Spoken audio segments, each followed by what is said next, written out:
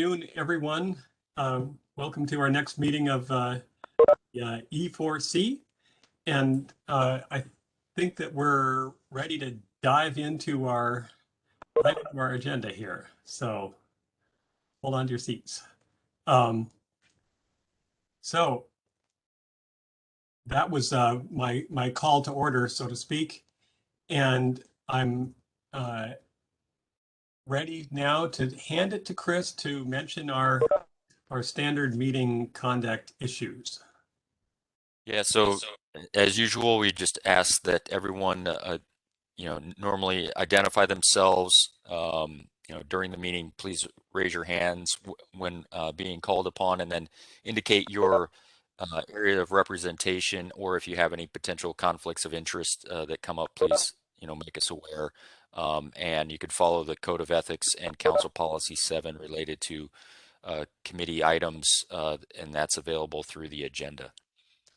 And we start off mentioning that each time because these are essential for us to maintain our credibility as a ANSI certified organization and committee. Emily, what's going to be our routine for our roll call this morning?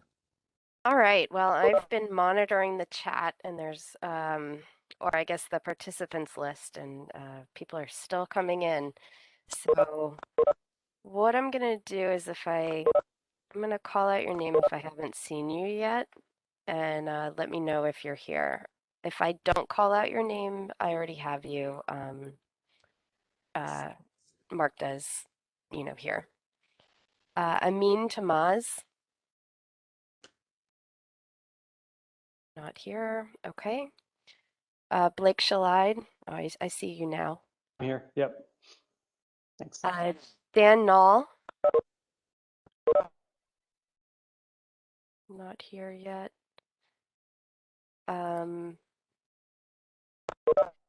Greg Grew. Not here. Jack Bailey. I see you, Jack. James Yeoman. Not here. John Dalzell.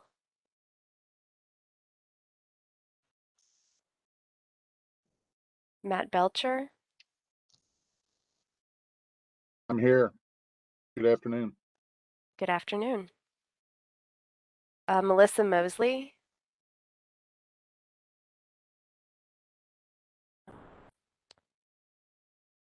Richard Burton. Scott Brooks. I see your name, Scott. Hey there, how you doing? Hello. Next we have Stephen Harris. Not here. Susan Musney. Present. All right. Great. And let's see. And then I have some of the alternates. Is Chris Perry here? No. Gina Bokra. Glenn Heinmiller. Yep, I'm here. Kim Cheslak. Lauren Urbanik. Paula Sino. Vladimir Kokin. All right. So I'll keep monitoring the chat, but it looks like we do have quorum. Okay. And this is our first attempt to try to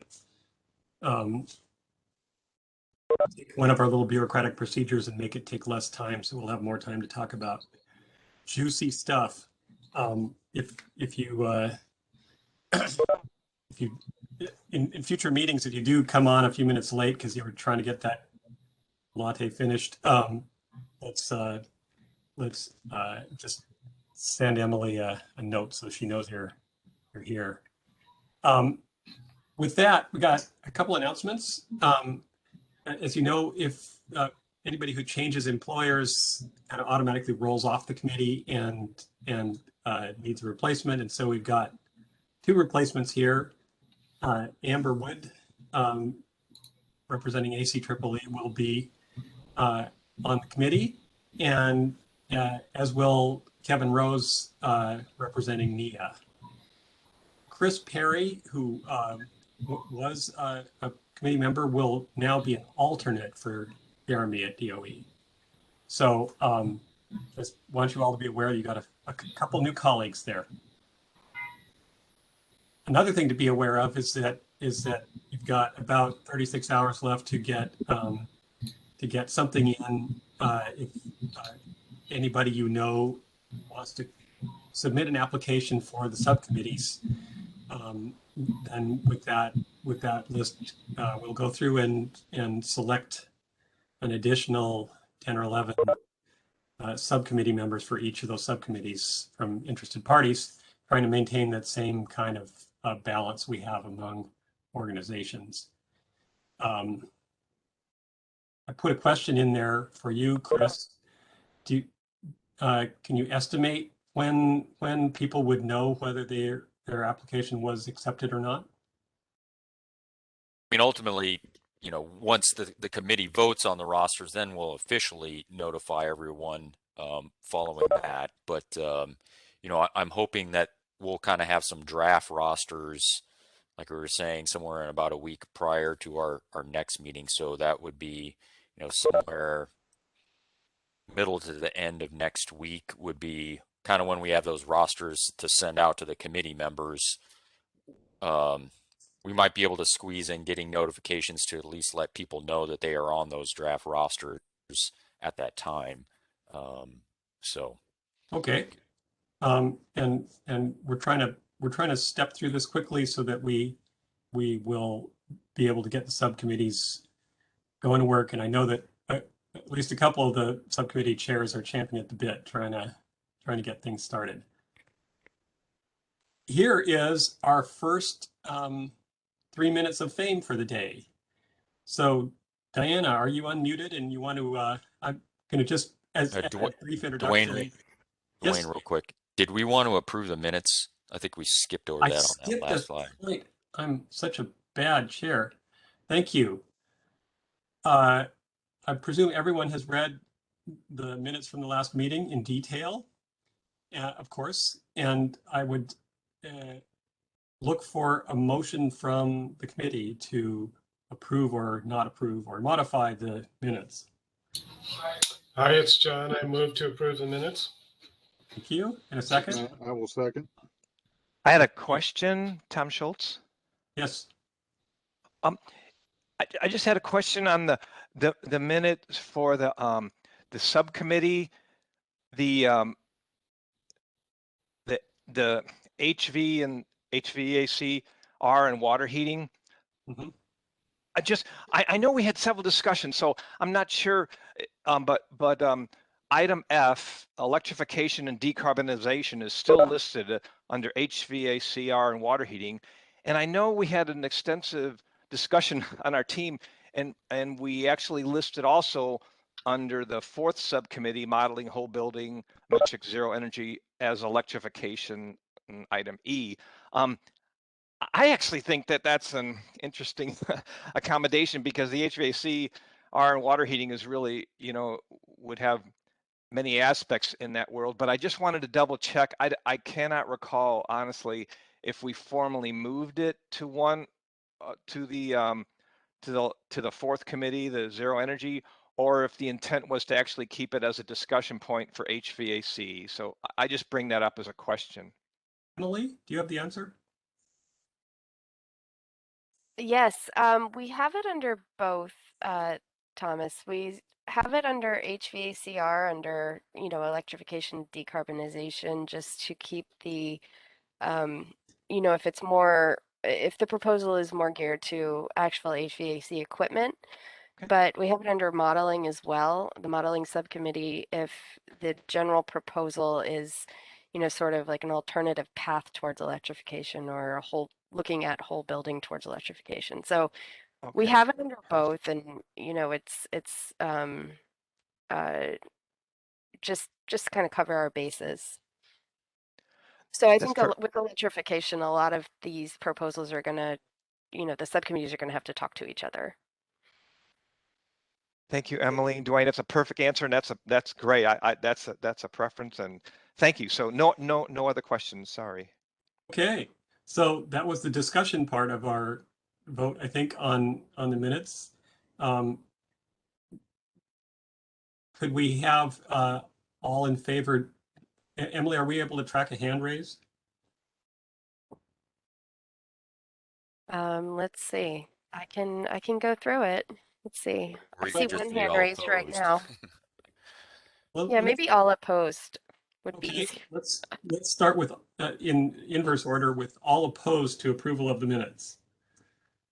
Say something out loud or raise a hand or something.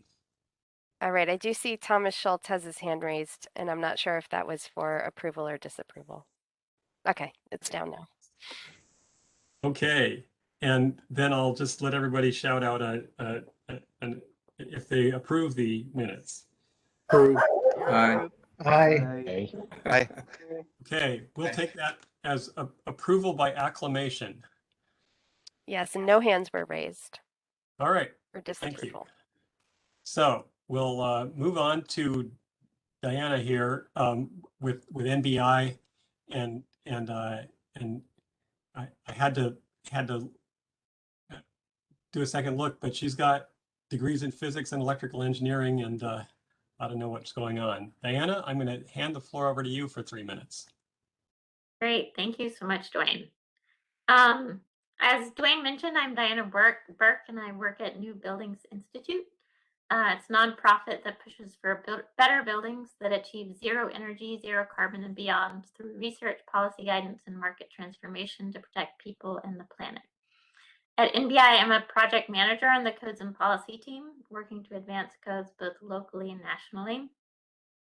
For working at NBI, as Dwayne mentioned, I have got a bachelor's in physics at Davidson College and a master's in electrical engineering, conducting research on photovoltaics at Princeton. Like Emily Lorenz, I love working with numbers and spreadsheets. I also truly love understanding how technologies and buildings work. After graduating from Princeton, I began my career working for Navigant Consulting as a contractor for the Department of Energy's Appliance Standards Program. I then worked at Southface Energy Institute in Atlanta, where I worked to advocate for better energy codes for the state of Georgia, and then developed training materials to teach code officials, builders, and contractors about Georgia's newly adopted code. After working at Southface, I worked at St. Andrew's School, a boarding school in Delaware, as their director of sustainability, where I worked with the facilities department to implement energy efficiency, renewable energy, and EV charging projects at the school. Dwayne, you can go to the next slide. Great, thank you. On a personal note, I grew up in Atlanta, Georgia, where I have a huge extended family, as you can see here. We go to the beach, to Edisto Beach, South Carolina, where my extended family has been vacationing every year for the past 60 years. That beach, which I have grown to love, like many of our coastal areas, is threatened by climate change. The family you see in this picture is also threatened by climate change. One of my cousins, whose father is a builder, works in Tampa, Florida as a nurse anesthetist. And when Hurricane Irma, a hurricane strengthened by climate change, was projected to hit Tampa, the city was told to evacuate, but my cousin was told she would lose her job at the hospital if she left. Another cousin of mine runs a vineyard in California.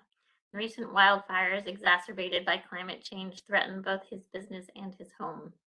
As you can see, I care deeply about the work we are doing as a committee because I want to protect the places and the people I love, including my 2 young children, which are also in this picture. I'm excited to work together with this committee to create a code that will help our country reduce carbon emissions from the built environment and protect our loved ones by helping our buildings and communities become more resilient to climate change.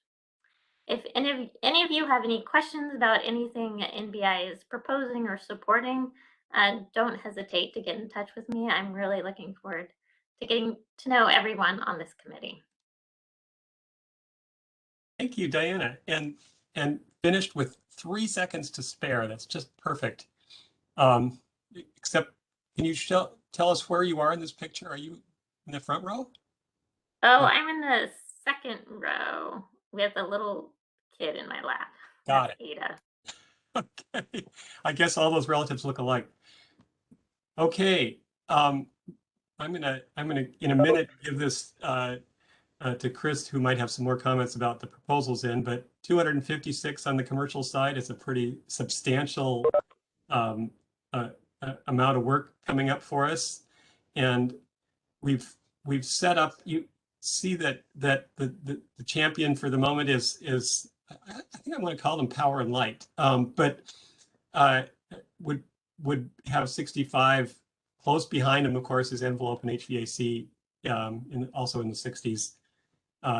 Modeling, although it's a smaller number, 42, I think many of those are going to be very large, hairy proposals.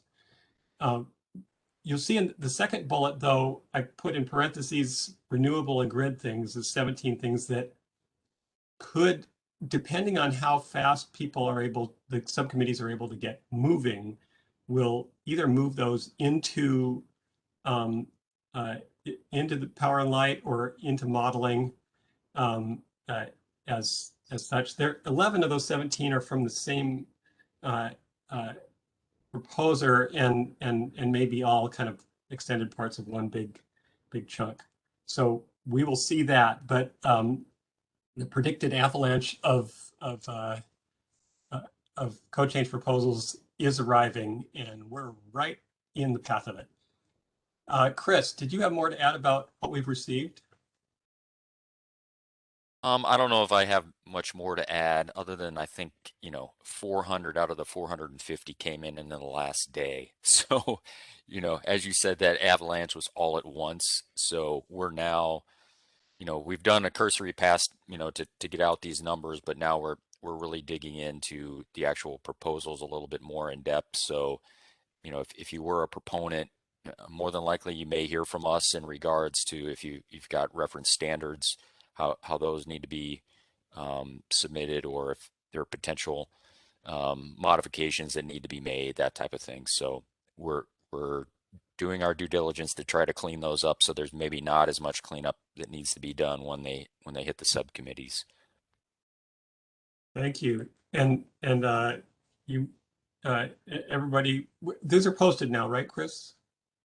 They are, but I think eventually they're going to be kind of pulled off while we're cleaning them up. We're hoping, again, mid-November-ish, that the monograph will be out there. We haven't set a particular date, but we're going as fast as we can, and hopefully the sooner we can, the better. So, and we may stagger, one committee's out before the other. They, in order to allow for, other work subcommittees to get going. That would be good. And those of you who have submitted things, you might want to look and see if there are other allied proposals that are, on regarding the same section. You can already start doing your shuttle diplomacy with other organizations that are working on the same issues. Okay. Emily, did you have more to add on how Emily did some great work charging through all these and dropping them into boxes? No, I don't think so. I think you guys covered it. All right. Dwayne, Adrian Jones, I have a question. Fire away. You talked about cleaning up these proposals. Do we get them to examine them after they're all cleaned up, or will you kind of just forward them to the committees as they're ready to really look at? No, there will be a level of cleanup to them, because it's important that they get formatted in our CDP access correctly, because ultimately that software is what moves it into actually creating the code. So things like checking references and just the formatting of the actual proposal in CDP access is critical for us. So while we know we want to get these as quick as we can, at the same point we're going to pay for it in the long run. If so the more we can do on the staff side to get them cleaned up, all the better. Again, so we're we're reaching out to proponents if there are questions, references that aren't aligned or something along those lines. We're obviously not going to catch everything because, we have 450 of these that we've got to look at. But there will be a certain level of review on them. Did that answer your question, Adrian? Yes, it does. Thank you. All right. You've seen this slide before, but we'll just kind of move the "you are here" arrow as our meetings progress. But I'd like everybody to keep an eye on this, just to maintain your sense of panic about how much there is that we need to get done. One thing that was left open from last meeting was that we did not have a subcommittee vice chair nominee for modeling, and Charles Ely gracefully stepped up to the plate and said, "Yes, I will take that on." And I believe we need a vote to confirm this. So once again, I think that Emily, what's going to be the best way to handle a vote here? Why don't we try the same way we did it last time? If you oppose, then All right. raise your Everybody hand. who has opposed to having Charles Ely. Although, Dwayne, I see Charles has his hand raised. Well, at the moment. Charles, please tell us something.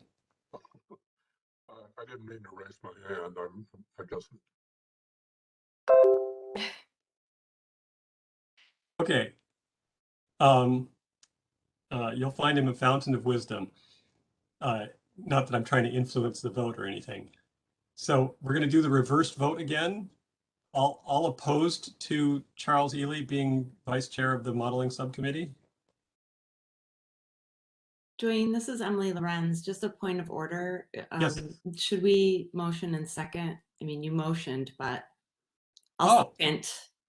I can't motion, but that's a really good point. This Okay. is an actual formal vote. Motion that Charles Ely will be named the subcommittee vice chair of the modeling. Thank you. That's the proper way. And a second? John Dalzell seconds the motion. Okay. Part of the Charles Ely Admiration Club. And now, any opposed to this nomination?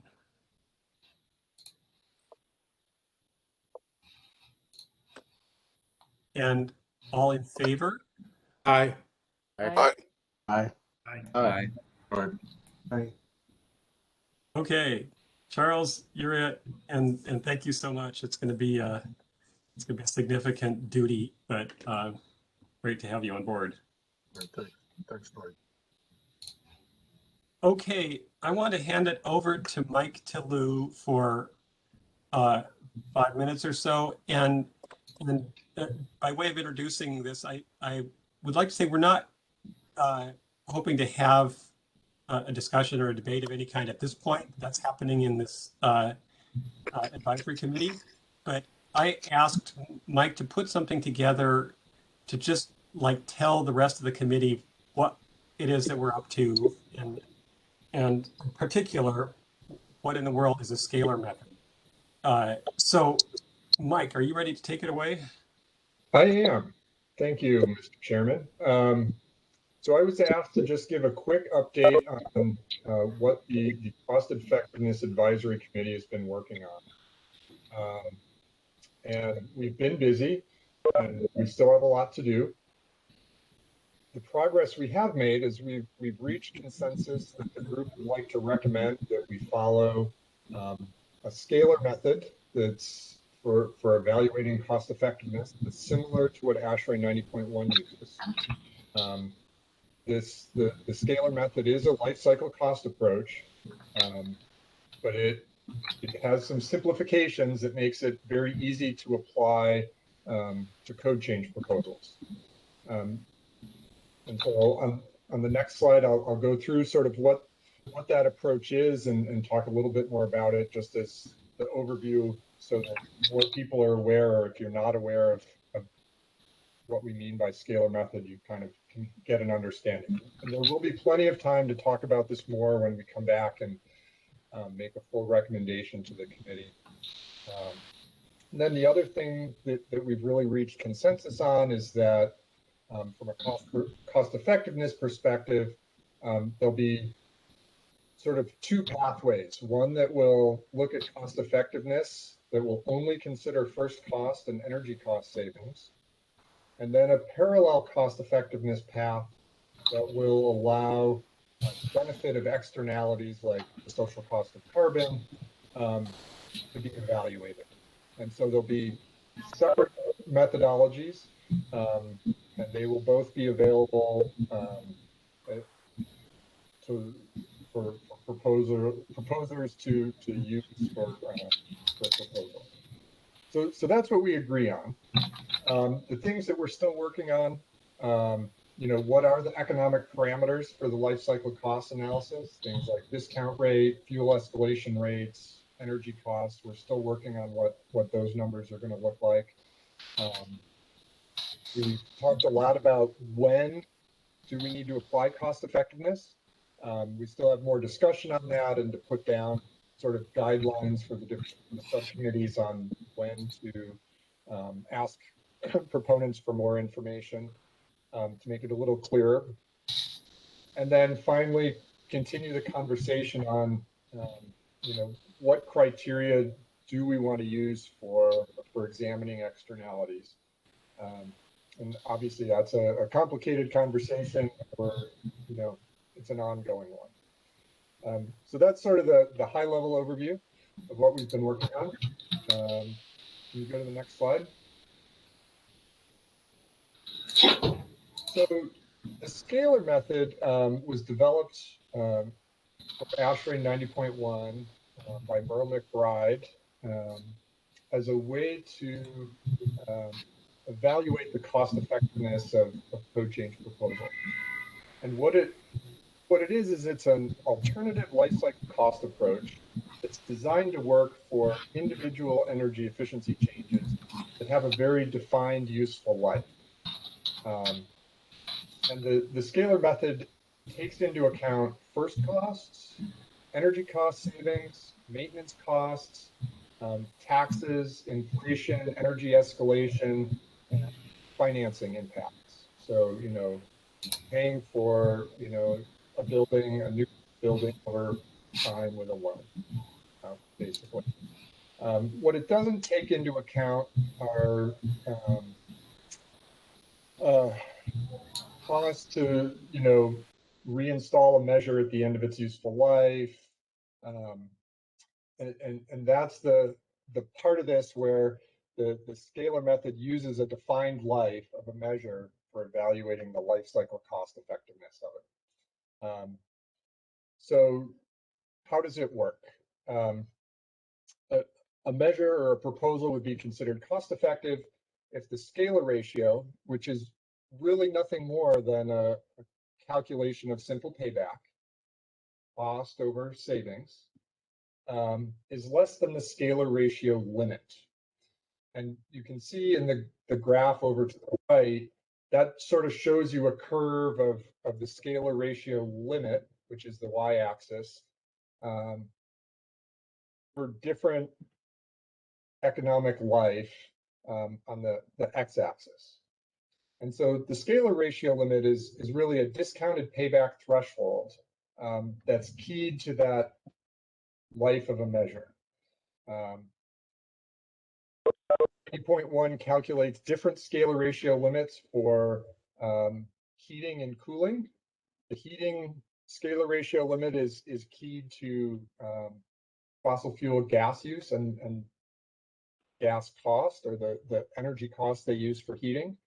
And the cooling line is primarily used for electricity. So a lighting measure would use the cooling line. A heating measure would use the heating line. So an example of how you would apply this. So if you have a proposed change that has, say, a 10-year useful life, and it has a scalar ratio limit of 8.5,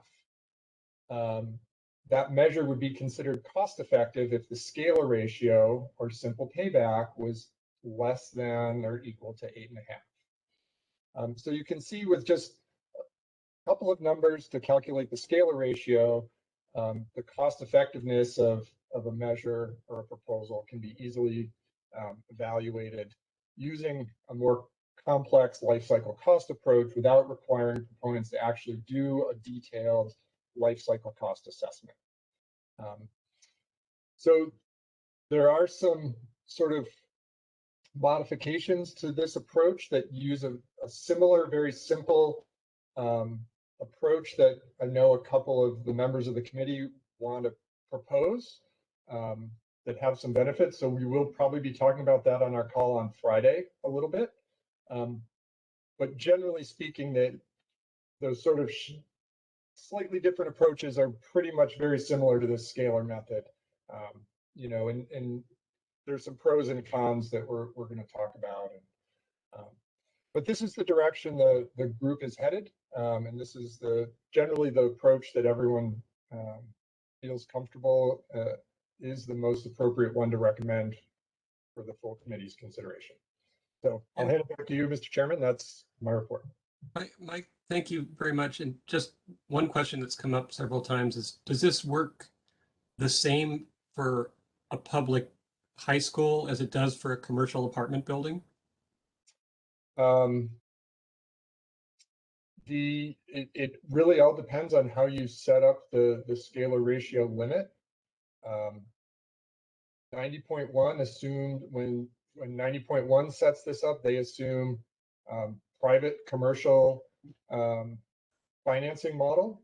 One of the things that we certainly can talk about and has come up on the advisory group is, you know, whether we need separate approaches for public versus private. That hasn't been, we haven't resolved that yet, but I know it's a topic that has come up. So. Okay, thank you so much. Emily, do we have any things we need to deal with before we move on to the next topic? No, I don't think so. We have a few Right. questions in the chat, but they're not related to Mike Toulou's presentation. There's a couple hands raised. Oh, sorry about that. Sorry. Yes, Steve. Sorry. I think Teresa might have been Teresa Weston. I think she might have been first. Teresa? Yeah, so is this task group gonna, can you hear me? Yes. Yes. Okay. Is this task group gonna give any guidance on how to account for first costs?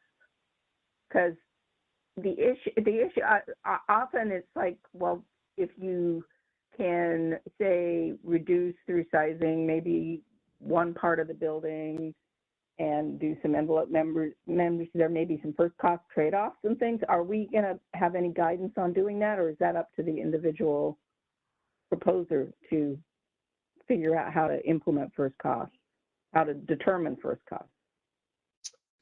We have not, the advisory group has not talked about that.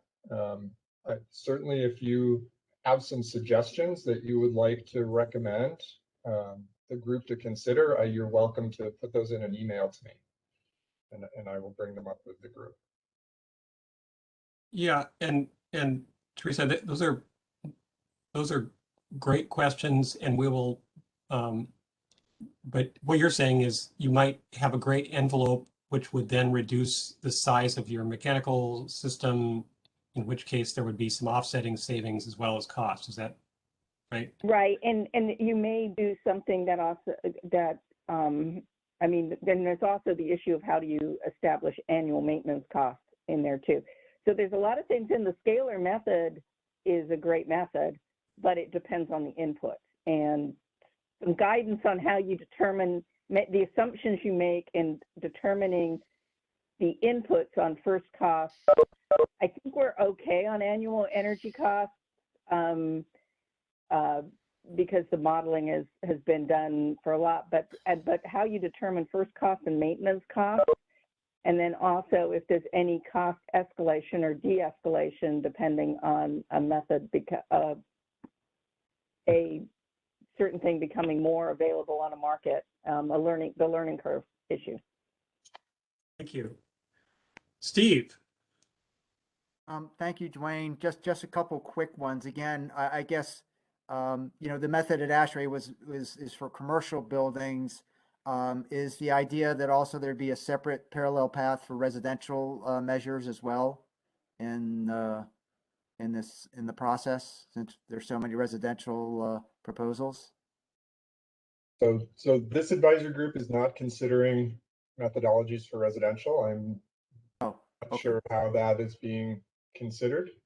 Okay, I wasn't sure. Okay, and the other thing I wanted to mention is, at least, I'm an ASHRAE member, and there was a spreadsheet where you could kind of play around with where you could do the inputs and kind of see the outputs. I don't know if that's available for our group, but if ASHRAE is willing, it might be worthwhile. I don't think it's proprietary. That spreadsheet might be useful for people interested in this, because you can really see how everything all plays out. Well, so Charles Ely on the advisory group has recreated a spreadsheet based on Merle's original published work on the scalar method, and tested it against both the ASHRAE economic criteria and the economic criteria example that was in Merle's paper, and essentially validated that he created it correctly. And so the advisory group will have our own calculator that we will be able to look at and determine the scalar ratio limits based on the economic parameters that we come up with. So thank you. Steve. Thanks, Steve. And also, I should mention that I have been in touch with ASHRAE leadership, and they are, sounds like they want to be generous with letting us take advantage of some of the learnings that they've had running this system for a while. But you all have just heard a question and comment from Mr. Rosenstock, and here he is for his 3 minutes of fame. Steve, anybody who's been to ICC hearings or ASHRAE meetings knows this voice, and works for Edison, and he's got a whole bunch of slides, but he promises he can march through them in 180 seconds. So fire away, Steve. Oh, okay. Well, thanks. I'm a native of the DC area, born in DC, grew up in Maryland. Now I live in Virginia. I'm a mechanical engineer, licensed PE. I'm in too many committees, and I work for Edison Electric Institute. I used to work for PEPCO in DC doing energy audits and DSM programs. Next slide. I am married. I live in Anadin with my much better half, Carol. Luckily, her father was an engineer, so that helped me out a lot, let me tell you. Next slide. We also, as many people did during the pandemic, we fostered and then we adopted Betty, who is a Hound Beagle mix. She's a senior dog, and I have to say it's been very helpful during the pandemic. We actually took care of my mother-in-law. She rests in peace. She had dementia, and Betty was very helpful with her as well. Next slide. Betty's my best audience. As you can see, I practice on her with my presentations. If I get to slide 3 before this happens, I'm doing really well. But that's her couch. It used to be my couch. Now it's her couch, obviously. Now, yes, I am a numbers geek like many people, and I work and live in the DC area. I see a lot of numbers that aren't really accurate. And I have an equation. E times E equals NNOR. Exaggeration times extrapolation equals nonsense number outputs. Best examples, Bitcoin. Look at the headline. This was in Newsweek. I get to answer some of these questions from members. Bitcoin mining is going to use all the world's energy by 2020. How about that? Why? Exaggerate the energy use, extrapolate the growth, and just keep extrapolating until you'll use all the world's energy. And then, of course, this year I've seen things about NFTs doing the same thing. So in a few years, NFTs are going to use all the world's energy. So, just because of those, artwork and cyber currencies. No, let's use real numbers. Let's try to use real numbers and realistic projections. Next slide. One thing I've also learned throughout my career is, your language, but you got to explain things to people in their language without the industry jargon and the abbreviations and the acronyms. It's easy to lose people, but let's try to talk people's language. Some of my favorite examples, if anybody remembers Calvin and Hobbes or Dilbert, this is Calvin and Hobbes when they're working on a science project. She's doing all the work. He's drawing pictures of Martians. So, sometimes, you know what you're saying, but the person is not interpreting what you're saying, and they think you're doing Gronk Gibble Gok, okay? When you're talking about the load factor of the utility distribution transformer in area X. Next slide. And of course, Dilbert is also my favorite in terms of lovely jargon that, you people have these conversations and it's like, do they know what they're saying, or are they just saying it because it really sounds good? So let's try to stick to language that everybody can understand and realistic numbers. And I'll stop there. I hope I didn't go over my time, Dwayne. You were exactly on 2 minutes and 59 seconds. You both get a great prize today. Thank you so much for that rapid little look into your life there. I'm seeing little expressions of celebration happening on the chat. Okay, coming up, I think just like within the last hour, we picked a Tuesday, November 2nd. So on that same day you get to vote, you can also enjoy yourself at one of our meetings. Same time frame, 1 o'clock on the eastern half and 10 o'clock start time here on the West Coast.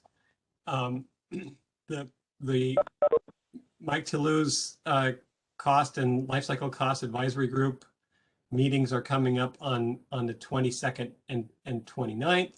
And notice that we in a subcommittee leadership meeting, I think decided that advisory groups was the better term. So all those things that are not subcommittees have just become advisory groups rather than working groups. So wow, we're already there.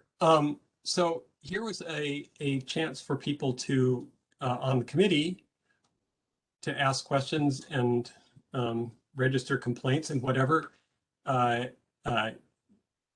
And anybody who'd like can post such a question in the chat, and Emily can unmute you or what we like. Are we getting any input there, Emily? Yeah, well, now that I'm paying attention to the hand raising again, Justin has his hand raised. And then Justin. we'll get down to the chat. We have a few that happened over the course of the presentation. Hi, good afternoon. I'm not a committee member, just an interested public member. Can I still ask a question of Michael on the cost effectiveness? Hang on there. We'll okay. In next slide will be you. Okay. You'll be first up. All right, let's see. Going back to the questions. So we have a few questions in the chat. There was some chatter about do you think would make sense for renewables to have its own subcommittee? Michael Giovanni and also Joe Kane, an interested party, were both of that is their suggestion. Yeah, we considered a few things. I'm reluctant to establish another subcommittee because we wanted to stick with the one subcommittee per member, and we'd be taking people away from the other groups. So what we thought was those 17 proposals, and remember I mentioned that 11 are from one person, so they might actually be one big proposal there. We will see as we get closer who has the most time in their schedule. It might be that Power and Light can just skip through a lot of these without getting bogged down, or might not. So we'll see maybe by January which direction those would go. All right, Michael Giovanni had a question for, I believe this is for Mike Toulouse. It says, question on scalar. Do we do the calculations out for 30 years, even if the measure has a life of 10 years, to account for replacement cost each 10 years? So the scalar method is intended to be a simplified life cycle cost approach. So if a measure has 10 years, you would just compare it against the scalar ratio limit, the 10-year scalar ratio limit, so that you don't have to account for replacement costs and residual costs and all the other complexities that come along with a full life cycle cost analysis. So the answer is no. You would not use a 30-year scalar limit with a 10-year, a measure that had a 10-year useful life.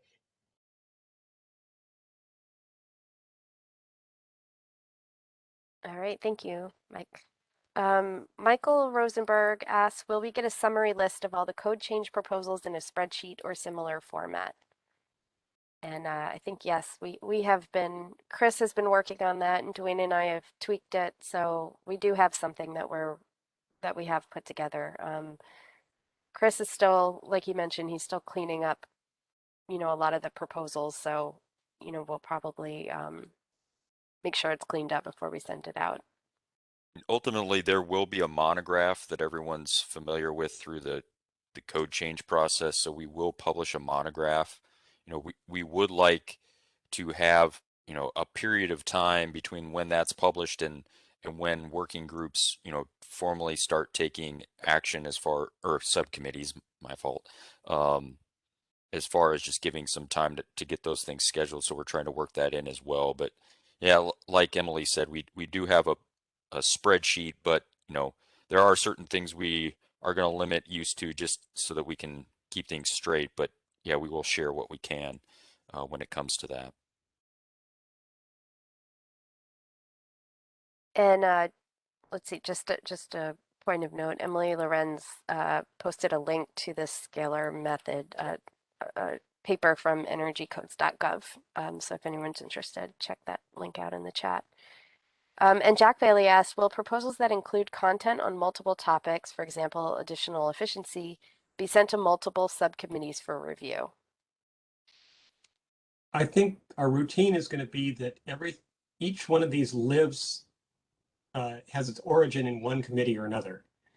And then if you on Power and Light have something that really is going to impact HVAC, then you'd send it out to them and you'd track that to get, their responses back to you.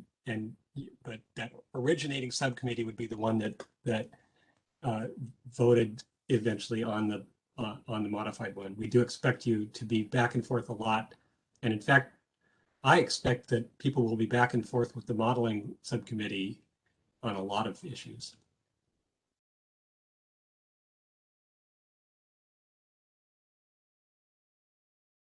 All right, we have a few hands raised. Mike Rosenberg has his hands raised. Sorry about that. Let me pull it down. I'd like to hear from you anyway, Mike. Mike just posted something in the chat too, if you haven't seen it. It's a PNNL report, brief description on the scalar, and provided an original report by Merle McBride. Let's see, Greg Johnson has his hand up. Greg. And Greg just pulled his hand down. Okay, I guess no questions from Greg. No. Oh, sorry about that. I didn't unmute fast enough. I put my hand down to make sure I didn't leave it up like Mike Rosenberg. This is a question actually for staff. Monographs are published for the code development process so that the public can consider all of the proposed changes. But for the committee, it's a different process. I'm kind of wondering why we're taking a monograph approach to it. It seems like we have to wait longer, maybe in that approach. I don't understand the purpose of a monograph in the context of a standards committee. Chris, do you want to respond to that? Mike, are you there? I'll take it. I don't quite understand Greg's comment. The reality is we're just using a different process. It's clearly a better process when you, in the interest of full disclosure, of getting them all out there in a reasonable amount of time so people can see what the code changes are. This way, everybody, not just the committee, but interested parties will be able to see all the code changes. So I'm a little, don't quite understand the concern, because why would you treat a standard as different than a code in terms of the process by which comments, i.e. code changes, are ultimately considered? We still want to make them public. We want to allow for participation.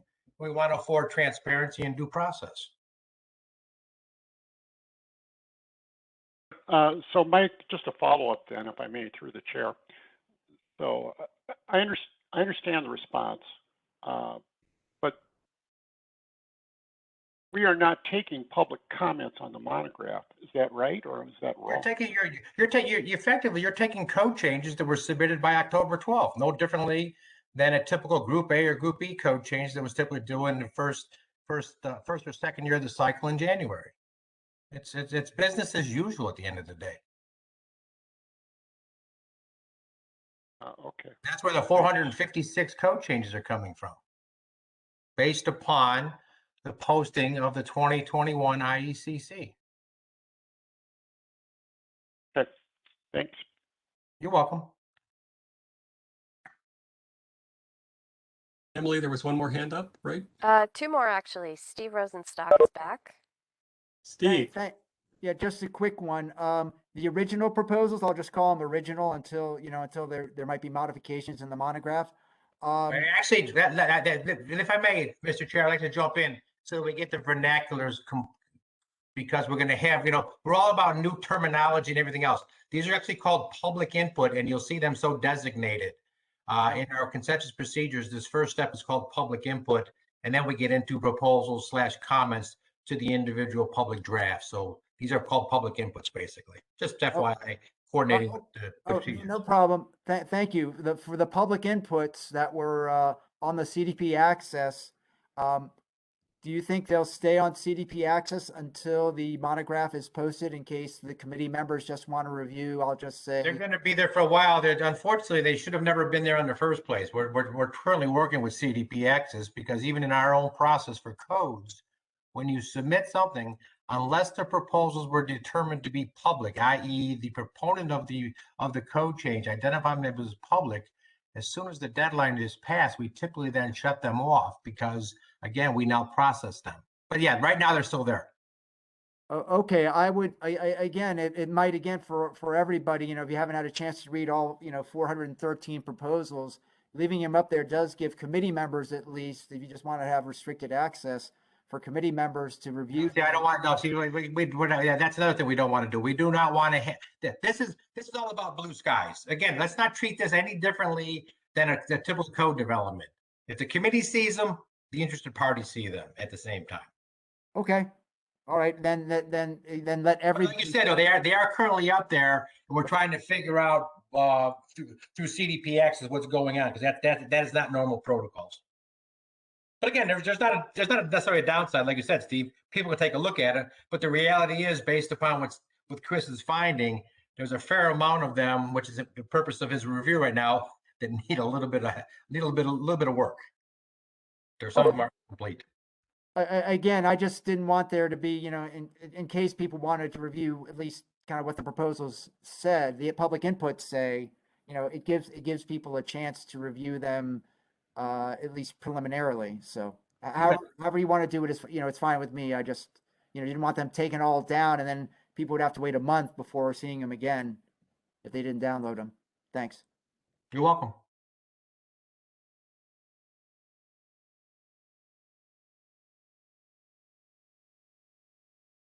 All right, Glenn Highmiller.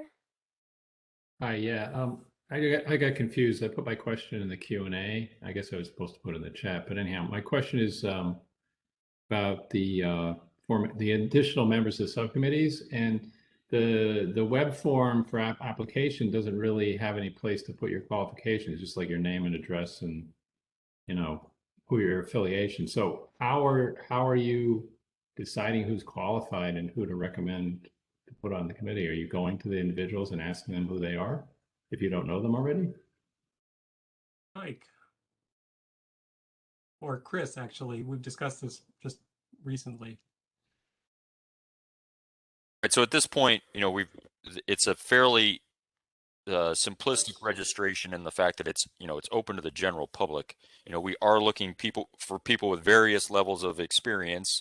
Now, we do have the opportunity of, once we've, as staff and our officers look at these registrants, we can send out questions to them if we have particular questions we would like to ask them. We do have that opportunity. So, but as of right now, we did not ask a full-blown list of questions like we did our consensus committee members. Again, remember these, in the end, they're just making a recommendation back to this group. They could participate even as non-voting members without really any sort of background or experience requests at all. So, but we do have the opportunity to, if that becomes critical, to send out surveys or questions to folks. Glenn, that's the essential answer there is that we very well might be sending emails out to the to applicants to say, could you send us a paragraph on your qualifications and background? Yeah, I would hope so. I hope he wouldn't make a decision whether they were qualified or not just based on where they work or whatever. Otherwise, we'd have to do internet snooping to try to figure things out. Yeah. Who's Thank next, you. Emily? Joe, let's see. That's all for committee members, I believe. Okay. We have Justin and Joe Kane that are non-committee members that would like to speak. Justin, you're first up. Thanks, Dwayne. I guess to get the vernacular right, I'm an interested party here. Justin Kosher from PIMA, the Polyisocyanated Insulation Manufacturers Association. Just a question for Michael on the cost effectiveness methodology. At an earlier meeting, there were, I don't know if call them concerns, but there were points raised that cost effectiveness analysis may be beyond certain groups' technical capacity or resource bandwidth. Has there been any discussion by that advisory group as to whether the scalar method with a little trial and error is fairly accessible to those groups that participate in the code development process? And if not, was there any consideration given to maybe requiring it for a certain subset of code proposals, perhaps those that propose to increase cost, X amount, and those that fall under a threshold would be held to a less rigorous cost effectiveness? I'm just not as familiar with the scalar method, so wouldn't have a way of judging the sophistication required for it. Well, fortunately, the nice thing about the scalar method is that it would only require a proponent, or it would, the subcommittee could ask the proponent to simply provide first cost and annual energy savings. And then the subcommittee itself can evaluate that cost effectiveness. So it doesn't require any proficiency in life cycle costs analysis or capabilities other than providing, what the increased cost is and what the annual energy savings are. So I think in that way, it's actually a very accessible approach and would not require, detailed life cycle cost analysis from proponents. The committee would set up the scalar ratio limit for each of the useful life periods that they wanted to consider for different types of measures. And then those just remain fixed and they use those. And so you calculate the simple payback. And if it's less than the scalar ratio limit, the measure would be considered cost effective. So it's as easy as that. So. Okay, thanks.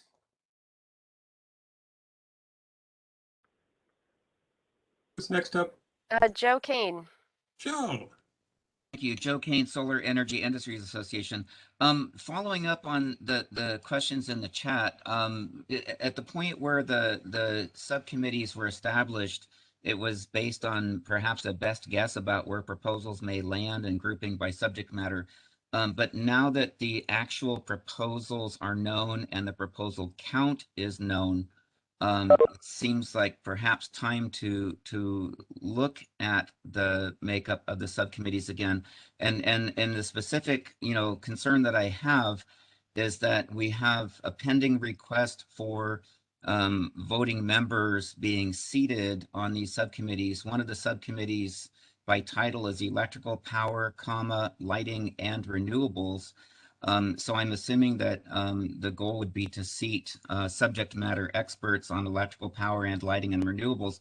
But then I think what I just heard is that renewables, if electrical power and lighting consumes most of the time of that work group, that renewables might be bumped to another group that might or might not have subject matter experts renewables. So I'm trying to understand how this all comes together, and if things might get bumped to another subcommittee, don't you then lose the initial intent of seating experts in those categories? I'm confused. It's a really good point, Joe. And when we had the first cut at dividing things up, Power and Light had over 100, and so it was obviously not tenable for them to be able to handle that. So we were able to move some to other subcommittees and then break this other chunk out for the renewable stuff. But as we come down to it, Joe, I'm sure you will not let me forget that we will make sure that whichever subcommittee gets tasked with those proposals will have the relevant experts from the committee on the subcommittee. I'm sorry, Mr. Chair. You said relevant experts from the committee. So I'm assuming that you mean voting members of the committee?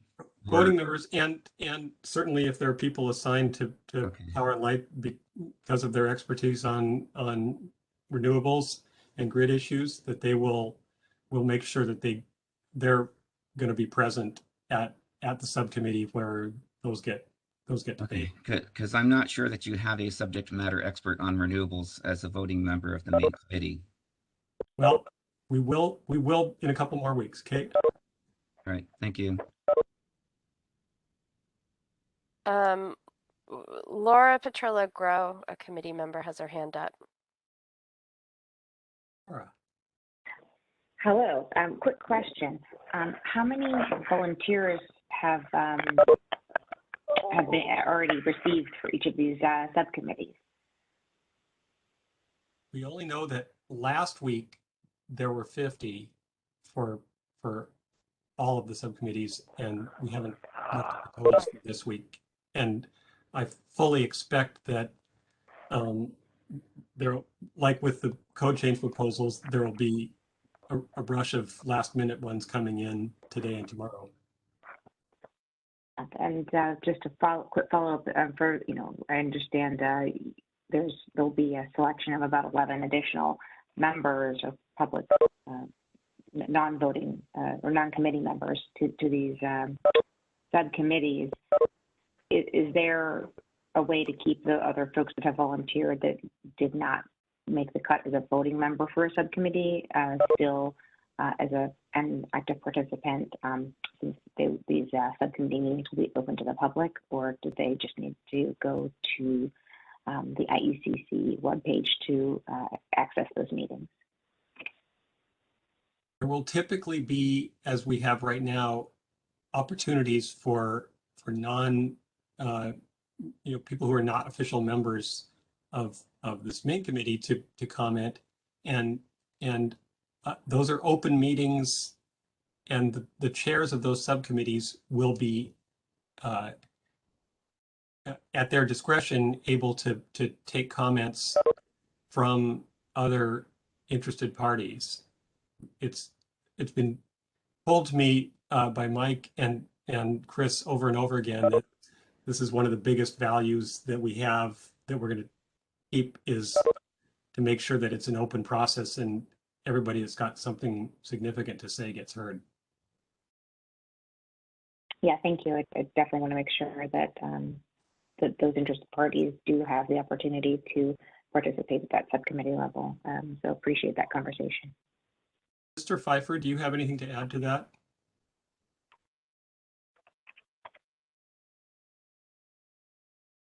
No, you covered it in terms of it. It's all about participation.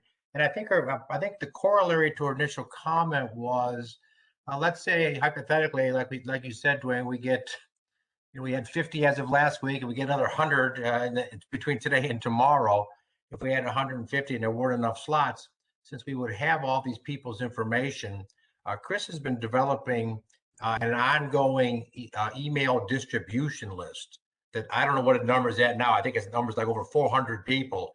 So these people will be, we automatically like to put these people on that distribution list so that they are plugged in proactively in addition to having to go to the website to find out what's going on. i.e., there's a meeting, there's an agenda, it's been posted. Chris has got that email distribution that goes out to all those people to get people plugged in. So you're not just, painstakingly looking at the IECC websites every 15 minutes. Thanks for your as much fun as that would be, don't get me wrong. Yeah, I think more than likely as we get going, there will probably be a weekly email that goes out. As Mike said, we have a interested parties list that's over 450 and growing. So as long as Outlook allows me to continue to blast that many, we'll continue to send those out as those committees really get going. The objective is to end up with just a smashingly good code that's really well integrated and really useful for everybody. And sometimes great ideas or great objections can come from really obscure places. So we want to be open to them.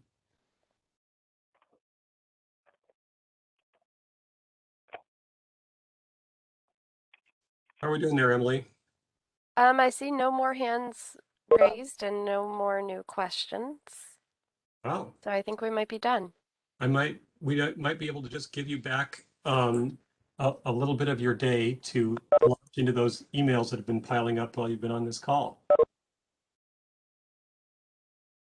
Okay, with that, I will declare the meeting adjourned, and we'll see you all on the 2nd. Bye-bye. Thank you. Bye, everyone. Thank you. Bye-bye. Thank you.